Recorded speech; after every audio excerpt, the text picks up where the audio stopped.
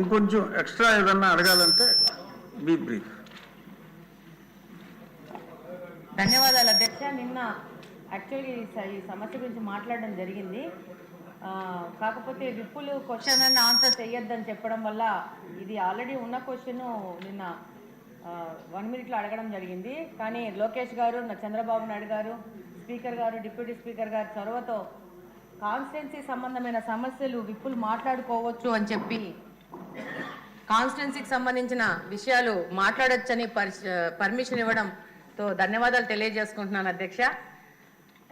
ఇది 2018లో నారా చంద్రబాబు నాయుడు గారు ఎస్సీలకి స్వయం ఉపాధి కింద స్వచ్ఛంద మిషన్ తో ఎస్సీ కార్పొరేషన్ కు కేంద్ర సామాజిక న్యాయం మరియు సాధికారిక మంత్రిత్వ శాఖ కింద national Safai Karmachari finance and development corporation కింద సబ్సిడీతో 25 కోట్ల రూపాయల విలువైన ఎక్విప్మెంట్ మరి రాష్ట్రమంతా ఇచ్చారో, మా కడపకైతే 25 కోట్ల రూపాయల ఎక్విప్మెంట్ రావడం జరిగింది.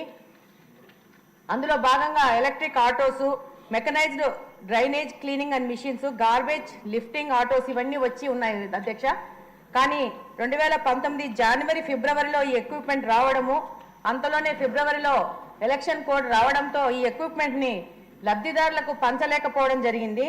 ఆ తర్వాత 2019లో వైసీపీ గవర్నమెంట్ అధికారంలోకి వచ్చాక కంప్లీట్గా ఎస్సీల కోసం కేటాయించి వాళ్ళ స్వయం ఉపాధి కోసము ఇచ్చిన ఈ ఎక్విప్మెంట్ని నిర్లక్ష్యం చేసి నా ఎస్సీలు నా ఎస్టీలు అనుకునే ప్రతిపక్ష పార్టీ వాళ్ళు ఎస్సీలను పూర్తిగా నిర్లక్ష్యం చేసి ఈ యొక్క ఎక్విప్మెంట్ పంచకపోవడం వల్ల 5 సంవత్సరాల నుంచి ఈ ఎక్విప్మెంట్ అలాగనే 2 సంవత్సరాలు కలెక్టర్ ఆఫీస్లోనూ మళ్ళీ ఇప్పుడు మహిళా ప్రాంగణంలో ఇలా మొత్తం వాటిని చేర్చి దాదాపు 5 సంవత్సరాల నుంచి దొంగల మయం చేసి అందులోని ఇంజిన్లు కానీ ఎవరికి నచ్చిన సామాను వాళ్ళు దొంగలు ఎత్తుకుపోవడము, దొంగతనం జరగడం జరిగింది.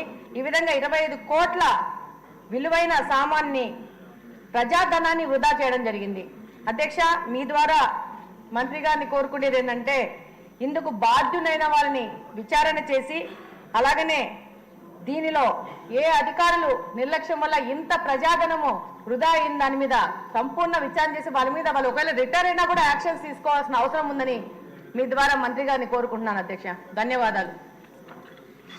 క్వశ్చన్ నెంబర్ 221 గిరిజన సంక్షేమ శాఖ మంత్రి.